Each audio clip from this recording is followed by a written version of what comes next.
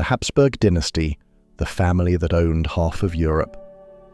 The rise of a dynasty in the heart of medieval Europe, amid the rugged alpine terrain and sprawling meadows of what is now Switzerland, an unassuming family began its quiet ascent. Long before they would be crowned emperors, kings, and archdukes, long before they would dictate the politics of Europe for centuries, the Habsburgs were simply a noble lineage, with ambition, patience, and an uncanny ability to marry advantage with timing. Their journey, spanning over 600 years, is not merely a tale of bloodlines and titles, but of strategic brilliance, careful alliances, and an almost supernatural talent for survival in the cutthroat world of European nobility. The origin of the Habsburgs can be traced back to the 10th century, though their name would not emerge prominently until the 11th. The family's name is derived from Habsburg Castle, constructed around 1020 in the Aargau region of present-day Switzerland.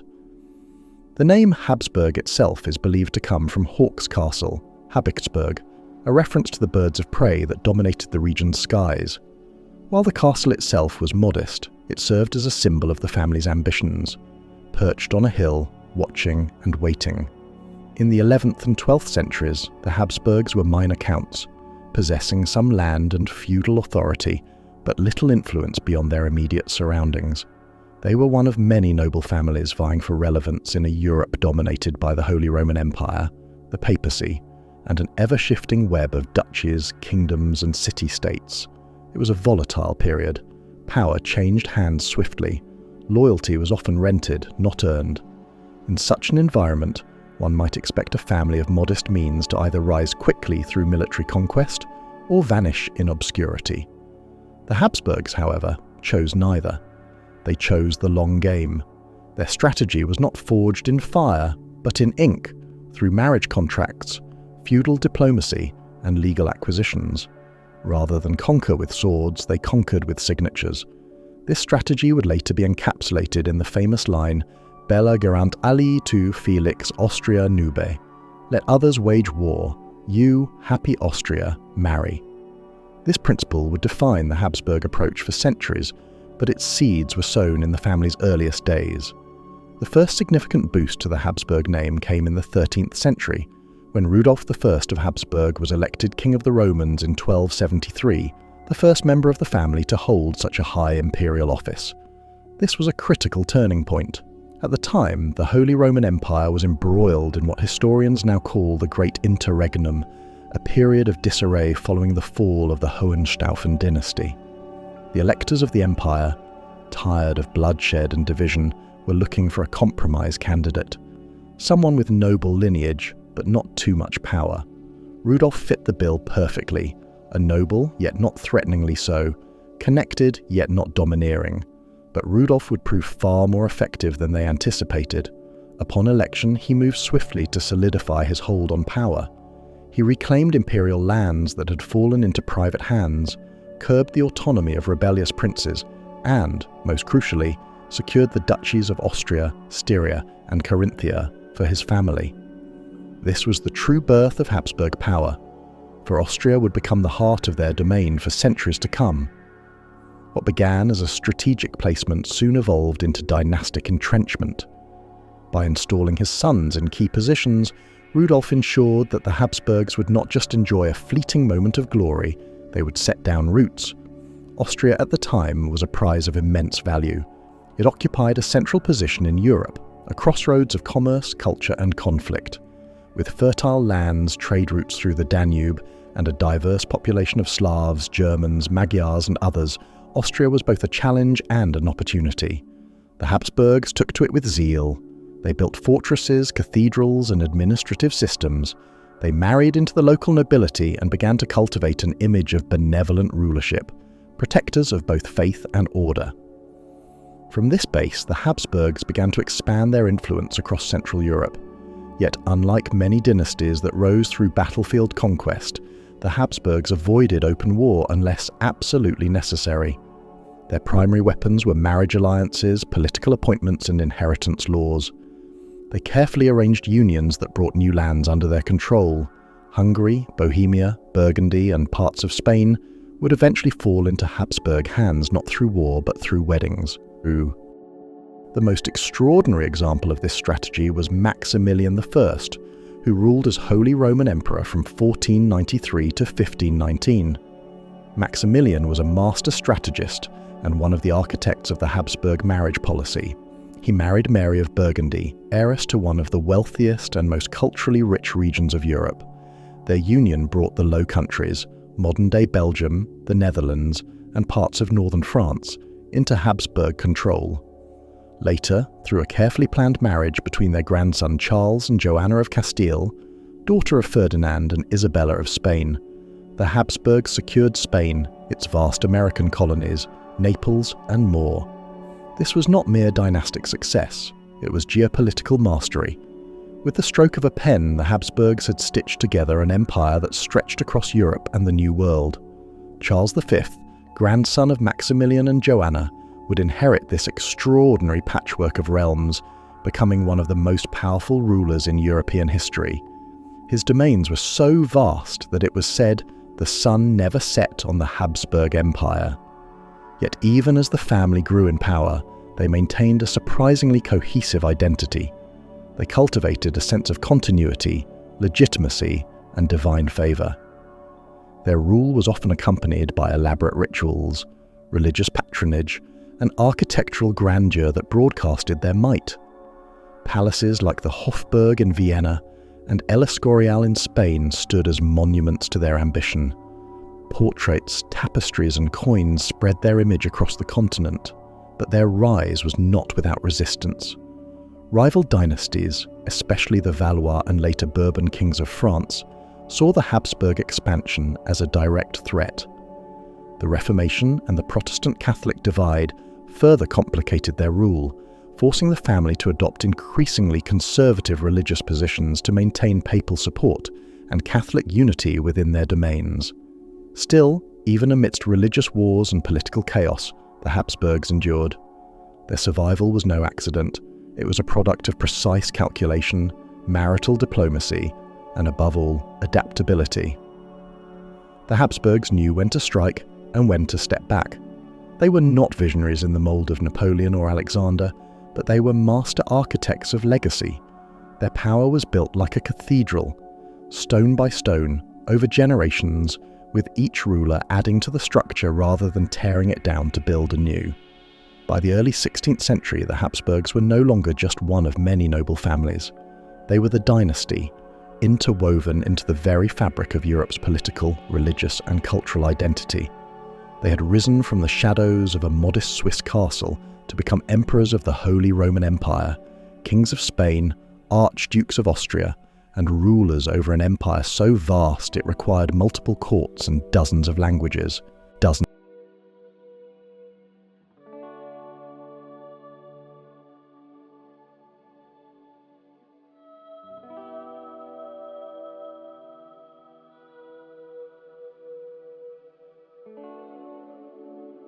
a family crowned by empires.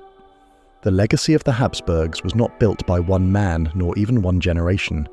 It was layered like sediment across centuries, and the 16th century was the age when the weight of their careful planning bore the greatest fruit.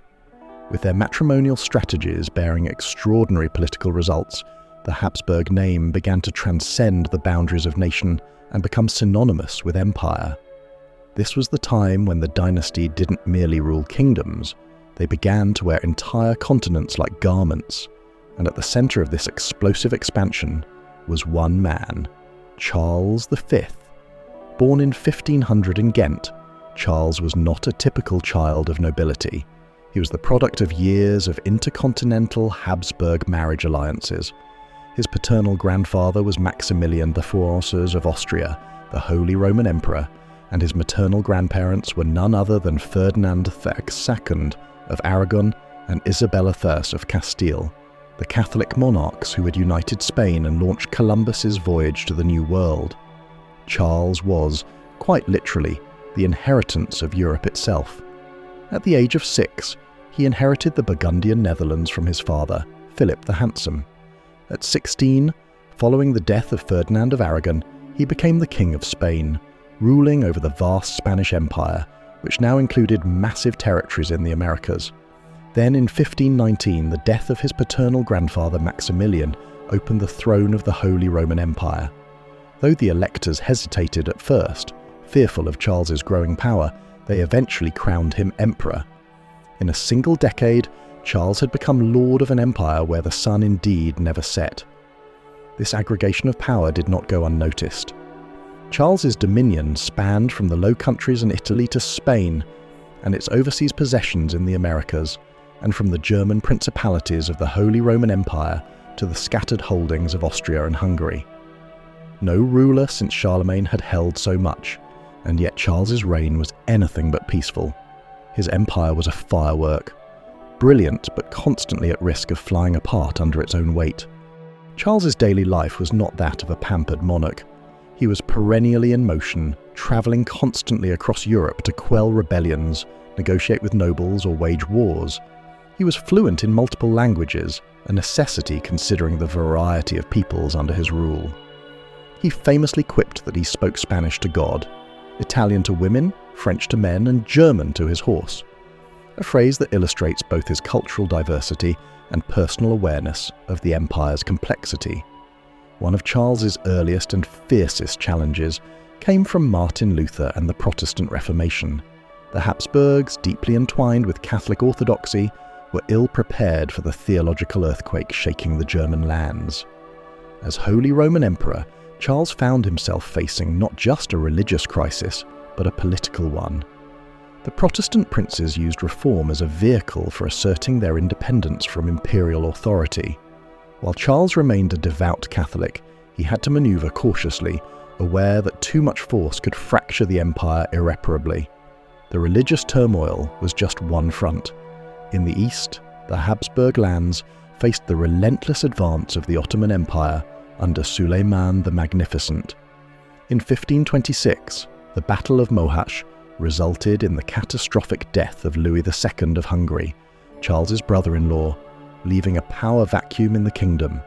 Charles's younger brother, Ferdinand, seized the opportunity to claim the throne of Hungary and Bohemia. Though the Ottomans contested this move, it marked the beginning of Habsburg control over the eastern kingdoms, lands that would remain in their orbit for centuries. Ferdinand would later become emperor himself, effectively splitting the Habsburgs into Spanish and Austrian branches. Simultaneously, Charles faced an enduring rivalry with Francis I of France, who viewed the Habsburg encirclement of France as a national threat. Their battles were fought across Italy, Germany, and even in the Americas, as both dynasties raced to expand colonial reach. The Italian Wars in particular became a long and brutal theatre, where Habsburg and Valois ambitions clashed for dominance. Italy was the jewel both men desired, a cradle of culture and commerce, but fragmented and vulnerable. While the wars waged, another front opened across the Atlantic. The Spanish crown, now under Charles's rule, began to see a flood of wealth from its colonies. Cortez's conquest of the Aztec Empire and Pizarro's defeat of the Inca Empire flooded the royal treasury with gold and silver, bolstering Charles's war efforts, but also leading to inflation and economic strain in the long term. The Habsburgs now held dominion over not only European realms but vast stretches of the New World, giving them unprecedented reach and responsibility. But the empire Charles ruled was too vast, even for him. It was increasingly clear that no one man, no matter how brilliant or powerful, could manage such an enormous political machine indefinitely. Exhausted, aged, and deeply aware of the fractures within his dominion, Charles made a dramatic decision. In 1556, he abdicated his various crowns, dividing the empire between his son Philip II of Spain and his brother Ferdinand. Philip would rule over Spain, the Netherlands, Naples, and the colonies. Ferdinand would take the imperial title and the Austrian heartlands. This division was more than a practical adjustment.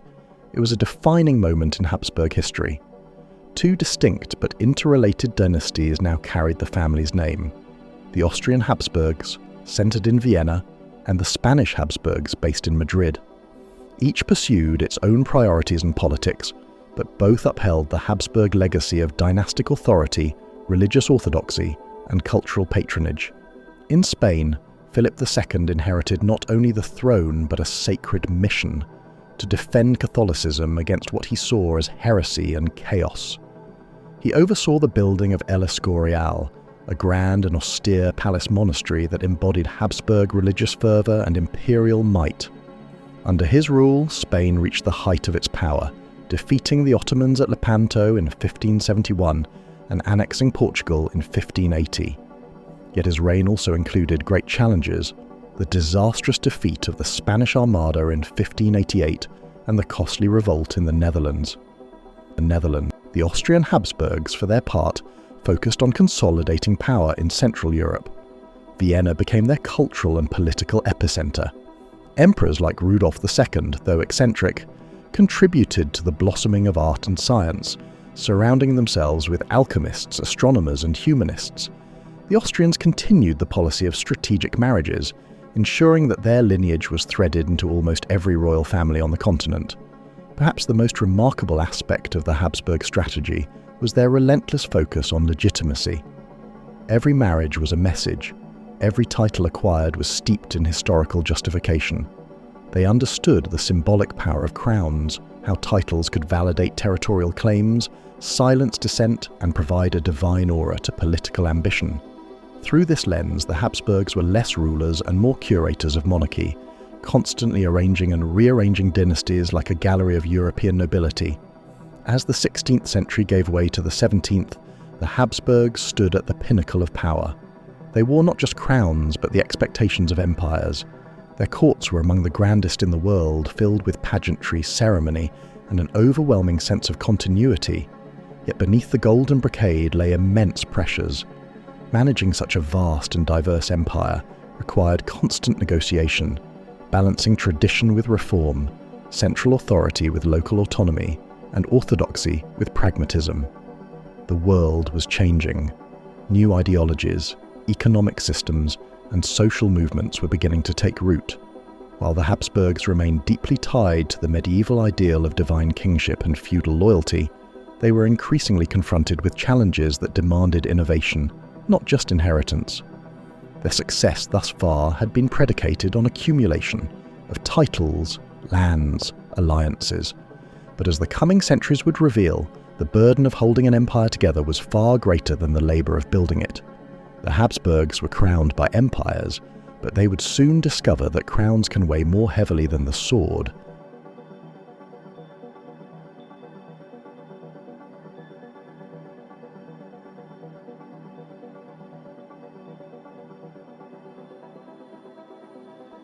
Voices of the people beneath the grandeur of courtly life, the splendour of cathedrals, and the orchestrated diplomacy of royal weddings, there existed another world within the Habsburg dominion, a world of merchants and farmers, of artisans and beggars, of devout Catholics and questioning reformers. If emperors ruled from marble palaces and imperial courts, then the true heartbeat of the Habsburg Empire pulsed in the narrow streets of Vienna, the marketplaces of Prague, the vineyards of Spain, the highlands of Transylvania, and the echoing walls of peasant chapels across Bohemia and Hungary. To understand the Habsburg legacy fully, one must listen to the voices of the people, those who lived under the shadow of the double-headed eagle. The Habsburgs, especially during their peak in the 16th and 17th centuries, presided over an empire as vast as it was diverse. Its people spoke dozens of languages and dialects: German, Spanish, Czech, Hungarian, Slovak, Romanian, Croatian, Italian, Polish, and more. They followed different regional customs, adhered to varied legal systems, and identified with unique historical experiences. This mosaic of identities made governing both a monumental challenge and a testament to the dynasty's ability to project authority across cultural frontiers. In many areas, especially in Central Europe, serfdom remained a binding reality. Peasants worked the land under the authority of nobles who, in turn, owed fealty to the Habsburg monarch. While this system maintained a semblance of order, it was also a source of deep discontent. In regions such as Hungary and Moravia, peasant revolts flared periodically. The Croatian-Sloven peasant revolt of 1573 is a case in point. Driven by heavy taxation, forced labour and noble cruelty, the uprising was brutally suppressed, but it revealed the simmering frustration beneath the Habsburg imperial calm. Despite their allegiance to tradition, the Habsburgs were not blind to the growing unrest. Emperors such as Joseph II in the 18th century attempted top-down reforms, abolishing serfdom in parts of the empire, promoting religious tolerance and trying to modernize bureaucracies. But even these well-intentioned reforms met resistance, not only from the nobility, who saw their power threatened, but sometimes from the very peasants they aimed to help, who viewed sudden change with suspicion. In a land where the rhythm of life was dictated by seasons, liturgies, and centuries-old customs, reform was a foreign language. Religion played a profound role in shaping the opinions and loyalties of the common folk. The Habsburgs stood as the great defenders of Catholicism, especially during and after the Protestant Reformation. For many subjects in Catholic strongholds like Austria and parts of Italy, this was a point of pride. They saw their emperors not just as rulers, but as divinely appointed protectors of the faith. The architecture of towns and villages, dominated by Baroque churches, Marian columns, and crucifix-laden roadside shrines, testifies to the deep religiosity of the Habsburg lands. Yet, in places like Bohemia, the story was different. The memory of Jan Hus, a reformer burned at the stake in 1415, lived on among Czechs who embraced Lutheranism or Calvinism. The Bohemian Revolt of 1618, sparked by resistance to forced Catholic recatholicization, erupted into the 30 Years' War, one of Europe's most devastating conflicts. Ordinary people bore the brunt of this war. Villages were torched, harvests stolen, disease rampant. In their own way, they expressed their views not through manifestos, but through songs, prayers, and folk tales. These stories often painted noblemen and emperors as either protectors or monsters. There was no middle ground. In Spain, under the Habsburg rule of Philip II and his successors, a rigid Catholic orthodoxy, enforced by the Inquisition, created a society both devout and fearful. While many saw the Inquisition as a safeguard of purity, it also instilled terror. Accusations of heresy could tear families apart. The common people, while deeply religious, were not always blind followers. They whispered jokes, composed satirical verses, and told tales that hinted at the hypocrisy of the elite clergy and royal enforcers. One particularly revealing lens into the common people's perception is found in festivals and public pageants. In cities like Vienna and Madrid, grand public celebrations of royal births, marriages, and victories were staged with fireworks, floats, and parades. These spectacles served as propaganda, reminders of the benevolence and might of the Habsburgs, but they also offered rare moments where the populace participated in imperial life, even if as mere spectators. Yet, in the anonymity of crowded taverns and puppet theatres, these same events were mocked. The jesters and performers used satire to poke holes in the official narrative, and laughter became a subtle act of resistance. Among the merchant classes and the rising bourgeoisie, especially in cities like Prague and Antwerp, opinions of the Habsburgs were more pragmatic. Their loyalty often depended on the stability the empire could provide. When trade routes were protected, markets flourished, and coinage was stable, the Habsburgs were praised. But when wars disrupted commerce or when new taxes were levied to fund distant military campaigns, resentment grew. The revolt of the Dutch provinces against Habsburg Spain, culminating in the independence of the Dutch Republic, was not only religious, but also economic. Merchants in the Netherlands felt squeezed by a distant empire that demanded obedience but offered little representation. Education, or its lack, played a vital role in shaping public perception. In rural areas, the church often served as the only institution of learning, and the worldview of many was limited to what was preached on Sundays. In urban centres, however, literacy was rising, and with it came access to pamphlets, broadsheets, and books. The Habsburgs understood this power and often censored publications, fearing the spread of revolutionary or Protestant ideas. Yet underground presses flourished, and rebellious ideas found ways to circulate, especially among students, clerks, and craftsmen. Cultural identity also fueled public opinion. The Habsburgs promoted a Catholic, Germanic imperial identity, which sometimes clashed with local pride. Hungarians, for example, maintained a strong national consciousness. Even while many Hungarian nobles cooperated with Vienna, the common people often viewed the Habsburgs as foreign rulers. Folklore in the Carpathian Basin preserved tales of native heroes who defied imperial authority. In Galicia, Transylvania, and Slovenia, similar undercurrents stirred. The imperial army too shaped how the people viewed their rulers. For some, service in the Habsburg military offered social mobility, adventure, or a steady income. But for many conscripted peasants, it meant years of hardship, endless marches, and death far from home. Songs sung by soldiers speak of weary hearts and broken bodies, of commanders who feasted while troops starved.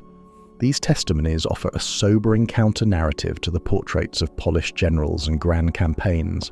And yet, despite grievances, the empire endured for centuries. The Habsburgs managed to maintain power not just through marriage and military, but through an unspoken social contract.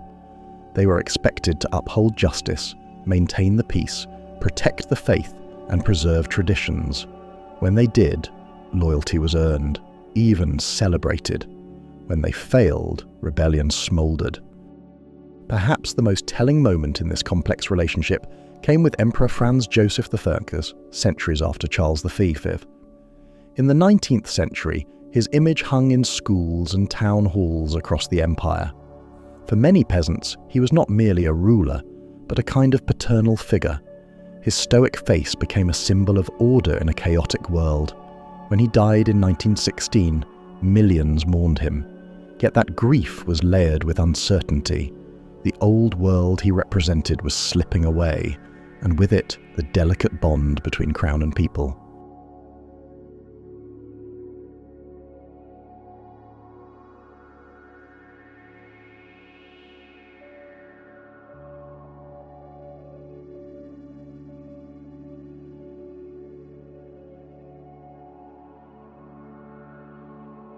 Marriages that shaped the world. Long before the modern era of treaties, summits, and diplomatic handshakes, the most powerful form of alliance came not through paper, but through marriage. No dynasty understood or exploited this political reality more masterfully than the House of Habsburg. Their motto, Bella gerant ali tu felix Austria nube, let others wage war, you fortunate Austria marry, was not a mere aphorism. It was the guiding principle of centuries of imperial strategy.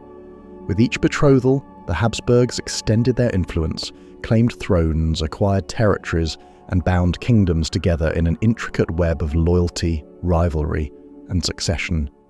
Theirs was not just a family, it was a diplomatic engine, and its gears turned on matrimony. To understand the global impact of these unions, one must begin with the pivotal marriage of Maximilian I of Habsburg to Mary of Burgundy in 1477. This single alliance catapulted the Habsburgs from a regional Central European power to an international dynasty. Mary was the only child of Charles the Bold, Duke of Burgundy, and her inheritance included the wealthy and strategically vital Burgundian Netherlands. When Charles died unexpectedly in battle, Mary's position was precarious. France sought to claim her territories, but her marriage to Maximilian, a bold, charismatic Habsburg archduke, turned the tables.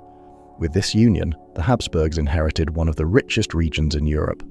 Flanders, Brabant, and other key territories not only added economic might to the Habsburg domain, but also provided a foothold into Western European politics. The Burgundy marriage was the first domino in a chain reaction of alliances that would eventually link the Habsburgs to almost every royal house in Europe.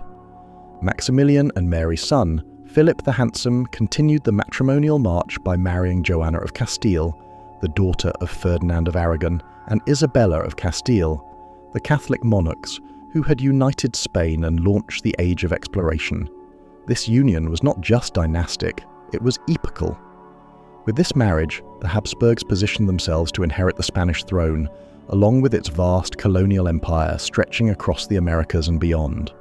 Philip and Joanna's son would become Charles V, Holy Roman Emperor and King of Spain, the first ruler in modern history over whom the sun truly never set. He inherited Spain and its colonies from his mother, the Habsburg lands of Central Europe from his grandfather Maximilian, and the Burgundian territories through Mary of Burgundy. Charles's reign embodied the apex of Habsburg marital diplomacy, a world-spanning empire forged not by conquest alone, but by calculated courtship. But the Habsburg marriage strategy didn't just expand territory, it reshaped the political map of Europe. Charles V's brother, Ferdinand I, married Anna of Bohemia and Hungary, linking the dynasty to two ancient and strategically essential crowns. When King Louis II of Hungary and Bohemia, Anna's brother, died at the Battle of Mohács in 1526, Ferdinand claimed the thrones through his wife's lineage. This marriage laid the foundation for centuries of Habsburg control over Hungary and Bohemia, integrating Slavic and Magyar territories into the empire. It wasn't only about royal connections, it was about dynastic legitimacy. The Habsburgs carefully crafted marriages that reinforced their right to rule. They intermarried with the Valois and Bourbon families of France, the Jagiellonians of Poland-Lithuania, and even the Tudors of England, through diplomatic overtures and proposed betrothals. In many cases, their marriage alliances prevented wars, or at least delayed them by establishing shared interests between rival courts. Yet, these unions came with a steep price. Intermarriage and inbreeding became defining characteristics of the dynasty. The Habsburgs, obsessed with preserving their bloodline and consolidating power, repeatedly arranged marriages between close relatives, cousins, uncles and nieces, even double first cousins. This practice, while initially politically expedient, had long-term biological consequences. The most infamous result of this genetic insularity was Charles II of Spain, who reigned from 1665 to 1700. Born to a marriage between an uncle and niece, Charles II suffered from severe physical and mental disabilities.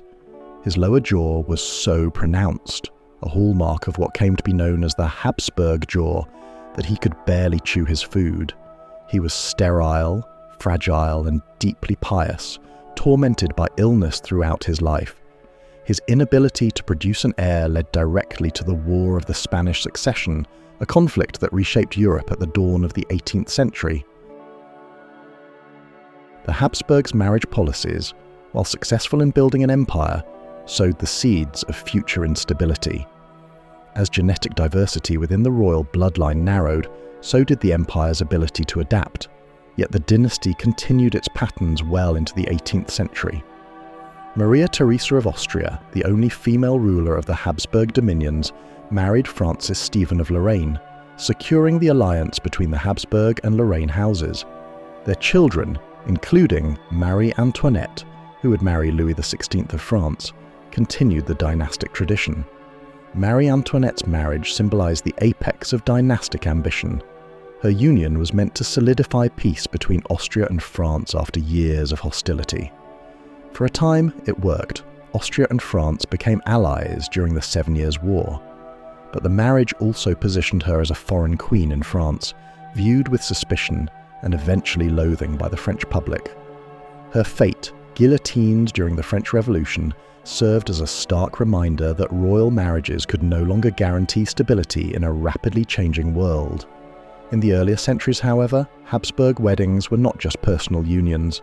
They were elaborate state affairs, often involving weeks of celebrations, public ceremonies, feasts, and the exchange of opulent dowries. The dowry system itself was used as a tool of soft power. The Habsburgs might offer vast tracts of land, valuable relics, or cash payments to secure advantageous matches, but they also received much in return. Through these alliances, they absorbed castles, cities, and entire provinces into their realm. These marriages weren't just political, they were also deeply ceremonial and religious. In the Catholic tradition, matrimony was a sacrament, and Habsburg weddings were infused with ritual and spectacle. Church bells rang across kingdoms, choirs filled cathedrals with polyphonic hymns, nobles in bejeweled robes filled banquet halls. The marriages served to remind the subjects of divine favour upon the dynasty, reinforcing the belief that the Habsburgs ruled not only by right, but by divine will. The women of the Habsburg dynasty, though often pawns in the marriage game, played critical roles in diplomacy and governance. Empresses and queens consort, like Isabella of Portugal, Anne of Austria, and Maria Leopoldina, were not mere figureheads. Many served as regents, advisors, or spiritual leaders, managing courtly affairs and influencing the education of heirs.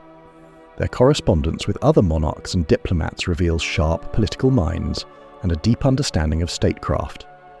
At the same time, the emotional toll of these unions cannot be ignored. Many royal spouses never met until the day of their wedding. Cultural differences, language barriers, and long separations bred loneliness and frustration. Some found companionship and affection, others were locked in cold, politically necessary arrangements. Affairs, both romantic and political, often swirled beneath the surface. As the world entered the Enlightenment and the Industrial Age, the power of dynastic marriage began to wane. The rise of nation-states, liberalism, and eventually republicanism diminished the significance of royal unions. But for the Habsburgs, marriage had already secured their legacy. Through calculated love and strategic union, they had stitched together one of the most enduring and expansive empires in European history. From Burgundy to Spain, from Hungary to the Americas, Habsburg marriages reshaped borders, brokered peace, ignited wars, and defined the fate of millions. These unions were not just personal milestones, they were geopolitical revolutions, sealed not with treaties, but with rings.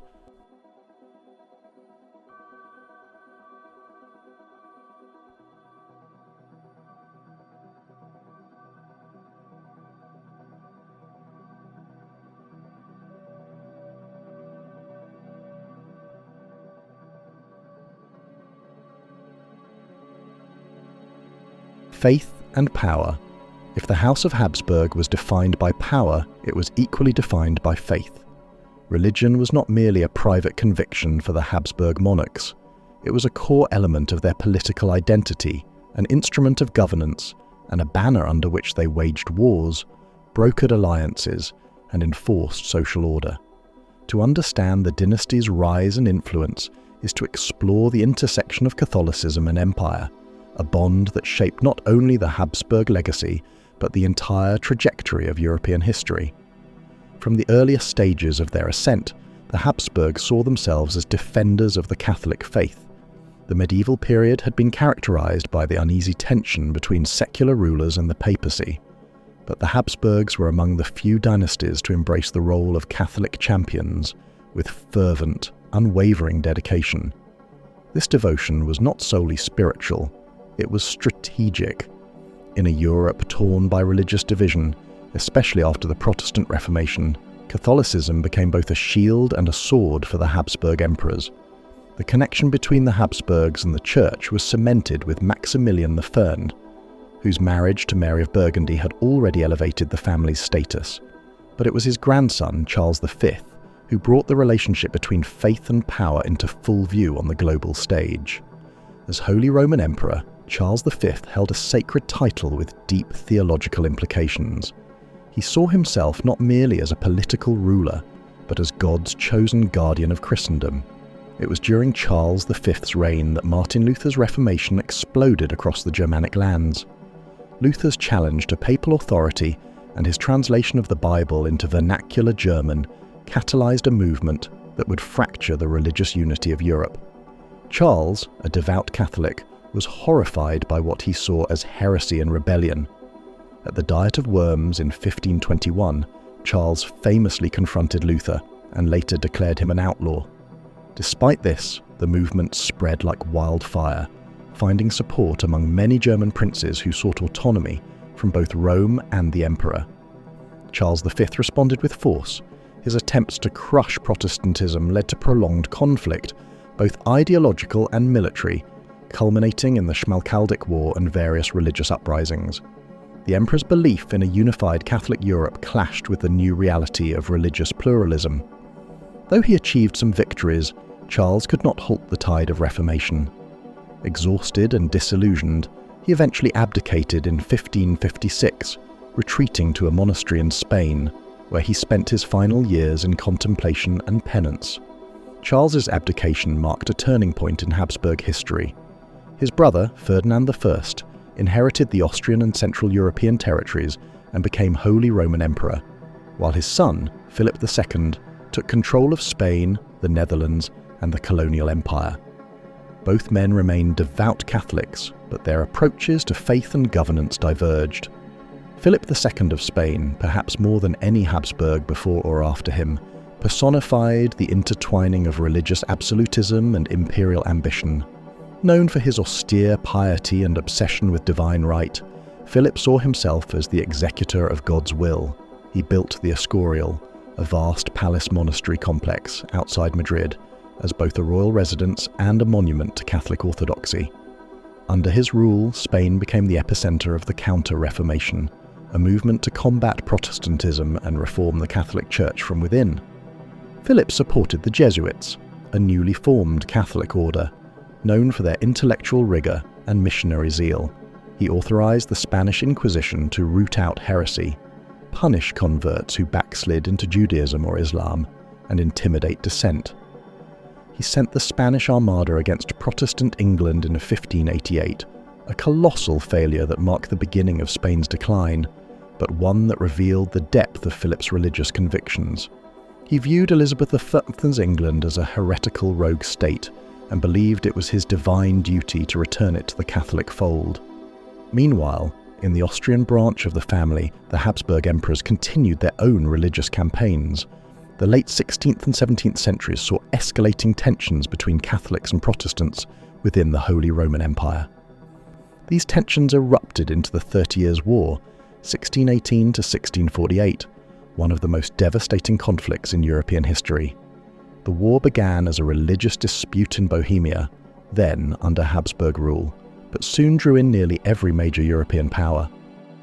Ferdinand II, Holy Roman Emperor during the early phase of the war, was a staunch Catholic who sought to reimpose Catholic dominance across the empire. He revoked religious freedoms previously granted to Protestants and launched aggressive campaigns of re-Catholicization. His policies, combined with military brutality, triggered widespread rebellion and drew Protestant powers like Sweden, Denmark, and later France into the conflict.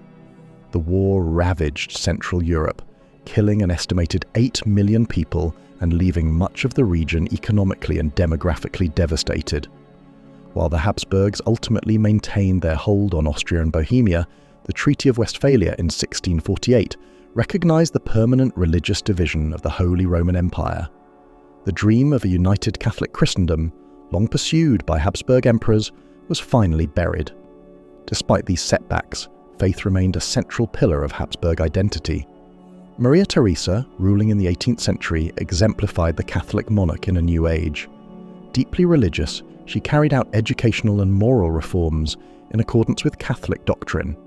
She supported the Jesuits, encouraged religious festivals, and regulated clergy behavior.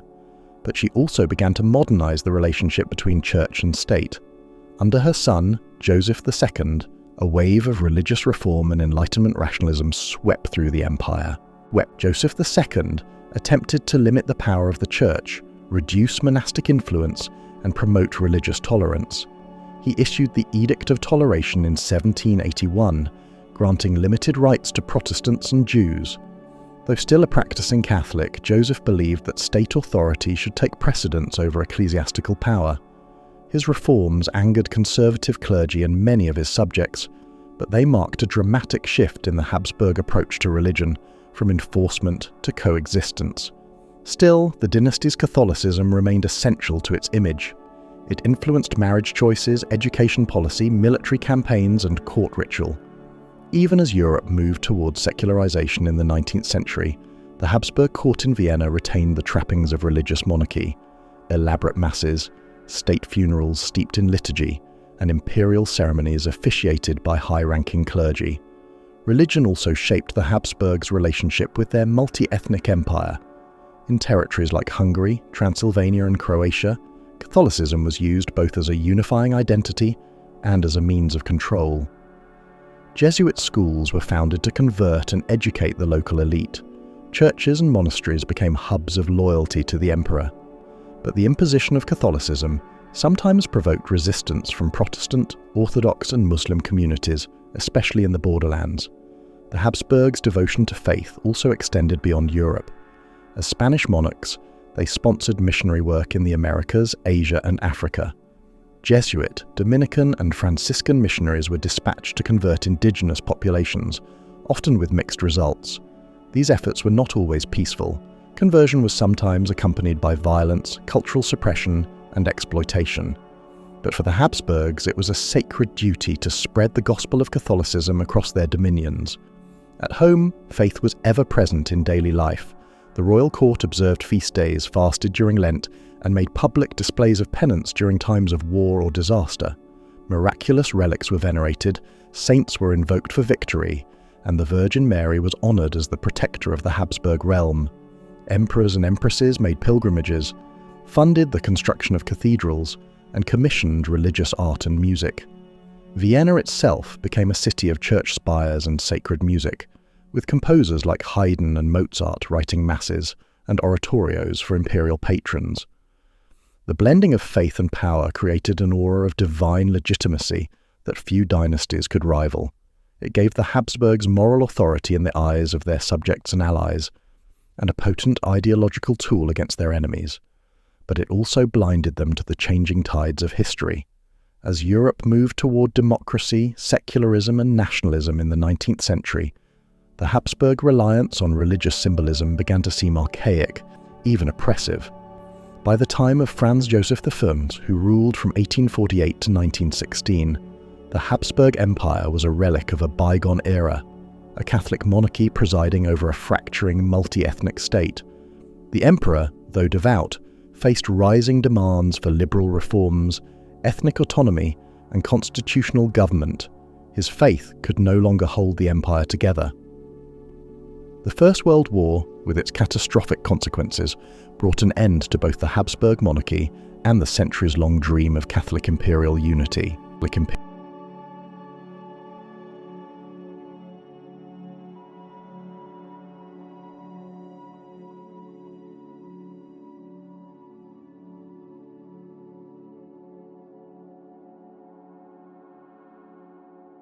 The policy of power.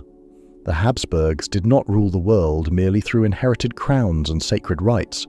They wielded power with calculation, cunning, and a deep understanding of policy as a tool for empire. If their marriages were the bricks of their global dominion, then their political policies were the mortar holding it all together. This segment explores how the Habsburgs turned governance into a craft of longevity, an intricate system of control, diplomacy, and lawmaking that enabled them to endure longer than almost any other royal house in history. From the earliest days of their ascendancy in Central Europe, the Habsburgs recognized that power could not survive on bloodlines alone. It needed structure, strategy, and the machinery of a bureaucracy that could outlive any single ruler.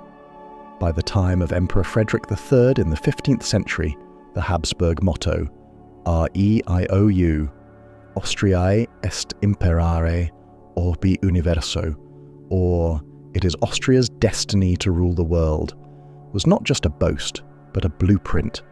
That destiny would be pursued through laws, treaties, councils, and codes that shaped the very DNA of European political order. One of the most important aspects of Habsburg policy was centralization of authority. In an age when many European kingdoms still operated on feudal decentralization, the Habsburgs worked tirelessly to bring disparate regions under the firm grip of imperial administration. This was particularly evident in the lands of the Holy Roman Empire, where dozens of semi-independent principalities, bishoprics, and duchies dotted the map.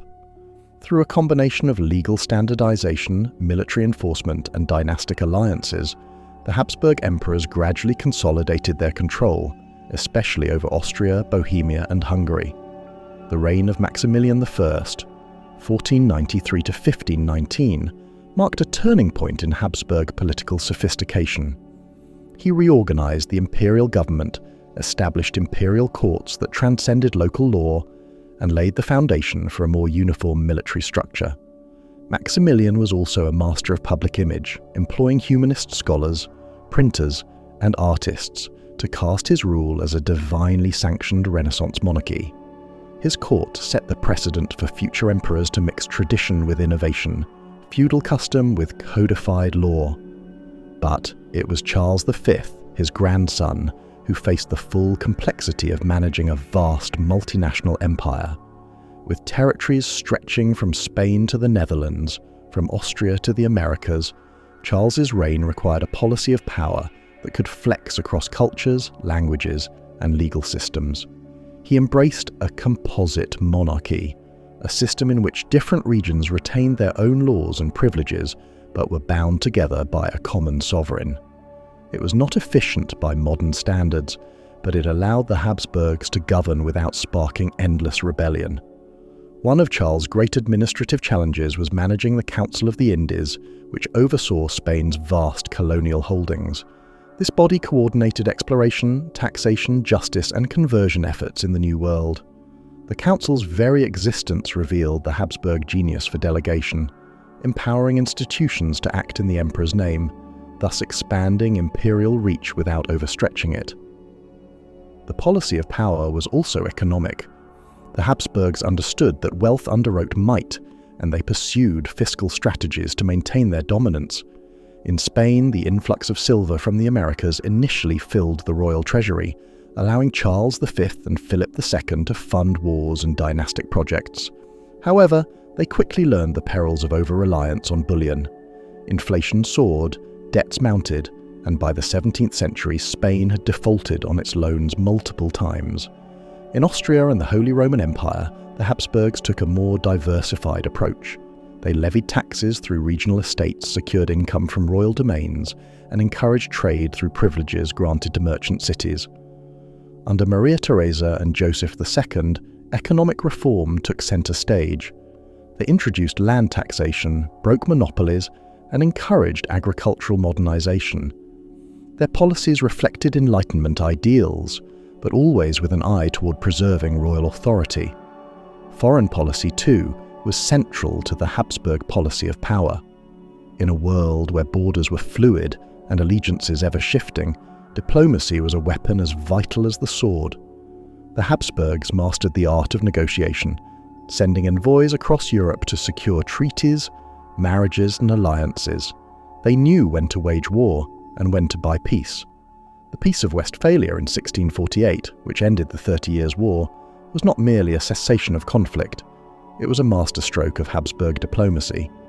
Though the treaty curtailed some of their power within the Holy Roman Empire, it also secured the dynasty's place in a new European order of sovereign states. The Habsburgs adapted quickly. The Habsburg commitment to legalism cannot be overstated. They issued countless edicts, patents, and decrees that structured daily life for their subjects. Whether it was religious tolerance, city privileges, military conscription, or censorship, Habsburg policy was expressed through a meticulous paper trail. Emperors such as Leopold I and Charles VI were prolific legislators, believing that a ruler's true strength lay not just in conquest, but in command of law. One of the most emblematic moments in Habsburg political history came with the Pragmatic Sanction of 1713. With no male heir, Charles VI sought to ensure his daughter, Maria Theresa, could inherit his lands. The sanction declared the indivisibility of Habsburg territories and permitted female succession, a radical move at the time. Charles spent the rest of his reign securing international recognition for this policy, only to have it ignored upon his death, sparking the War of the Austrian Succession. Nevertheless, the act itself illustrated the Habsburg reliance on law as a tool of dynastic continuity. Military policy was another arena of power. The Habsburgs maintained standing armies long before it became common practice in Europe. They developed centralized war councils and military academies, such as the famous Theresian Military Academy founded by Maria Theresa. Their generals were often nobles trained in strategy, diplomacy, and administration. The military was not just a tool of conquest, it was a pillar of internal order, used to suppress rebellion and project imperial strength. But the most enduring legacy of Habsburg policy may lie in their talent for balancing unity and diversity. Their empire encompassed Germans, Czechs, Hungarians, Slovaks, Croats, Italians, Romanians, Poles, and Jews, to name just a few. Rather than enforce homogenization, the Habsburgs often employed pluralistic governance. They allowed different groups to maintain local customs and institutions, so long as they pledged loyalty to the crown. This policy created a delicate harmony, one that could be upset, but that often endured through sheer administrative finesse. By the 19th century, however, cracks began to show. Nationalism was on the rise. Ethnic groups sought not just cultural autonomy but political independence. The Habsburg policy of compromise could no longer contain the ambitions of Czechs, Hungarians and others. The Austro-Hungarian Compromise of 1867, which created the dual monarchy, was a last-ditch attempt to maintain imperial unity by recognizing Hungarian sovereignty within the empire. It worked for a time, but at the cost of further alienating other nationalities. In the final decades of the dynasty, emperors like Franz Joseph I faced an unrelenting tide of change. Socialism, industrialization, mass literacy, and political unrest. Yet even then, the Habsburg policy of power adapted. They allowed parliaments, embraced limited constitutionalism, and expanded education. Their bureaucracy remained one of the most efficient in Europe. But these policies, once the source of imperial resilience, could no longer stave off the inevitable. The assassination of Archduke Franz Ferdinand in 1914 ignited World War I, and the dynasty collapsed under the weight of modern warfare and nationalist revolution. Still, what the Habsburgs achieved through policy remains extraordinary. For centuries, they ruled not by terror or charisma alone, but through systems of governance so effective that their empire endured multiple epochs: feudal, Renaissance, Reformation, Enlightenment, and industrial. They demonstrated that the crown was not just a symbol, but a seat of governance that could adapt, innovate, and legislate. Their policies became a model, sometimes feared, sometimes admired, for dynasties across the world.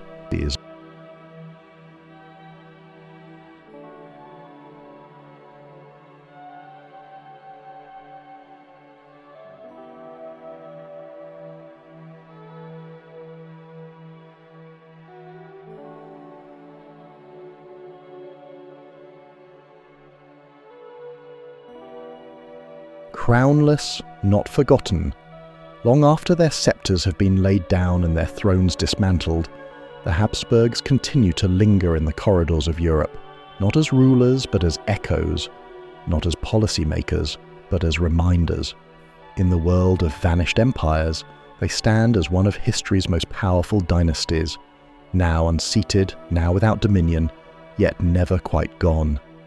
Like the lingering resonance of a bell long struck, the legacy of the Habsburgs has outlived their reign. To consider a world without the Habsburgs is to forget the subtle underpinnings of modern Europe. Though the empire crumbled in 1918 amid the smouldering ruins of the First World War, its traces are sewn into the geography, identity and institutions of more than a dozen nations. Austria, Hungary, Czechia, Slovakia, parts of Romania, Slovenia, Croatia, Bosnia and Herzegovina, Italy and Ukraine all still bear the silent architecture of Habsburg administration. Their roads, legal systems, schools and even time zones, yes, time zones, owe something to the structures once imposed or refined by Habsburg rule. But what does it mean to be remembered when one no longer holds power? It is not through relics alone that their memory survives. It's in the complicated nostalgia carried by those who lived in the empire's twilight, passed down through generations like heirlooms too precious to discard and too burdensome to wear.